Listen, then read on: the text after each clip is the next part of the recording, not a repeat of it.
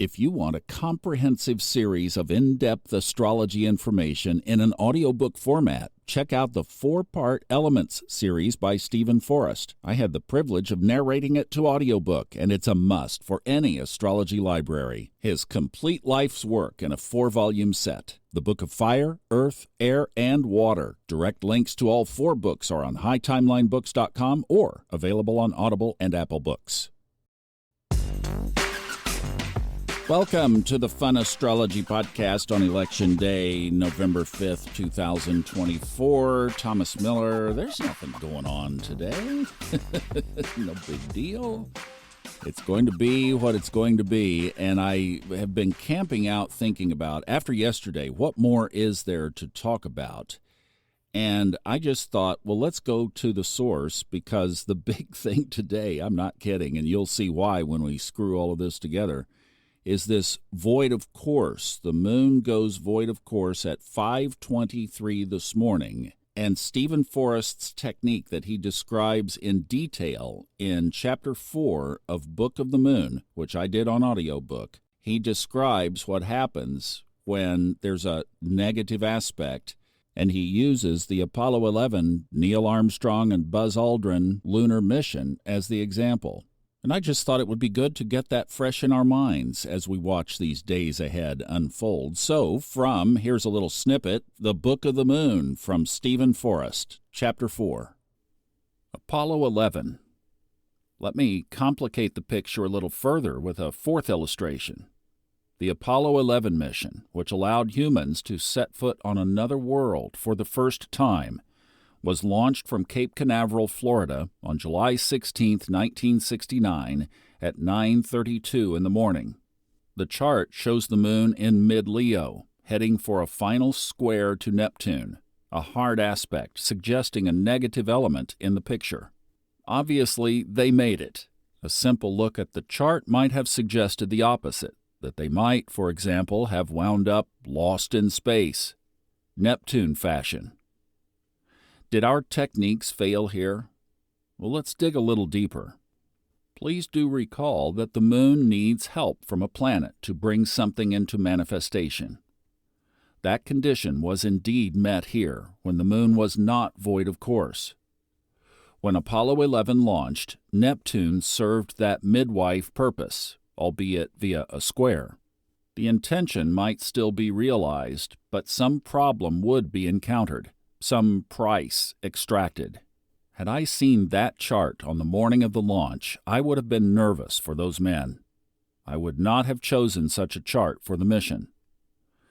Catastrophic outcomes were certainly possible, but years of experience have taught me to consider less dramatic possibilities as well. All I would have known for certain was that something of an afflictive Neptunian nature was almost certain to make itself felt in the unfolding storyline. The intention was obviously to land on the surface of the moon and then get home again in one piece. That aim was realized successfully. But the details of Apollo 11's lunar landing are instructive. See if you can detect Neptune's woozy signature in what follows. As the 2 astronauts began their descent to the surface of the moon, they quickly saw that they were passing over the prescribed lunar landmarks 4 seconds ahead of schedule. At those speeds, that 4-second error was a big deal. It meant that they would land miles west of where they intended, on uncertain, dangerous, boulder-strewn terrain, far beyond the smooth plane for which they were aiming. On top of that problem, while descending and still over a mile above the lunar surface, the navigation and guidance computers started sending out alarms. Remember, these computers were on about the level of the earliest 1980s consumer computers, barely functional by today's standards. The alarms meant that the machines were overloading and that certain crucial calculations had to be postponed. Postponed? They were 1 mile above the surface of the moon and already running low on fuel.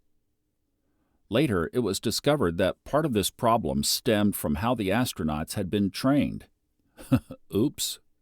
The lunar lander was still heading down, riding a column of flame. With the computers gone crazy and a frighteningly rocky landing zone looming ahead, Neil Armstrong improvised. He took over from the computers and just flew that fragile machine down by the seat of his pants. With his partner, Buzz Aldrin, calling out numbers of their speed and their altitude and their fuel running out, Armstrong brought the Eagle safely to rest on the surface of the moon. When he shut down the engine, they were miles from their targeted landing place, and they had 25 seconds of fuel left. They made it, but do you feel the fingerprint of the moon squaring Neptune in that story? Without the cool heroism of those two courageous men, Apollo 11 would have come to a tragic end. As we saw earlier, there is more to horary and electional astrology than simply learning to pay attention to the moon's position. Apollo 11 was launched under a quote-unquote bad chart, and the mission succeeded anyway. That is both astrological and historical reality. And yet, in the light of how this story unfolded, who could doubt the eloquent relevance of that final lunar square to Neptune? I like this Apollo 11 story very much. Beyond the obvious reasons for appreciating it the way it turned out, there is one critical, concrete point I would like to underscore. It was the quality of consciousness in Armstrong and Aldrin that tipped the scales away from tragedy. There is, in my opinion, too much passive fatalism in astrology. That's especially true of older forms of the art, such as horary and electional. But we humans are not so powerless.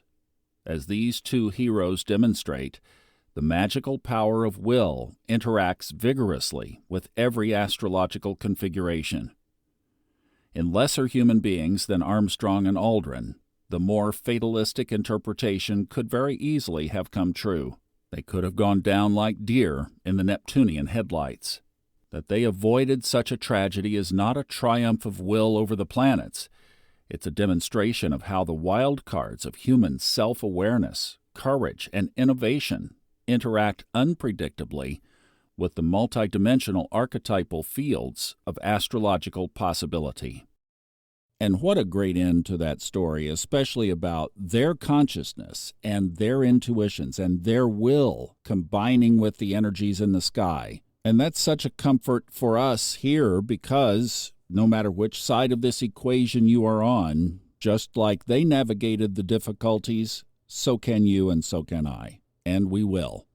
This morning, the rest of the day, the moon enters Capricorn at 10:17 after that void, of course, and that is the rest of the day today. If you don't have the Book of the Moon in your astrological library, you should, both as a desk reference set and the audio book. You can take it with you, and you don't have to have a chart program around because there's just verbal description of everything. It's great.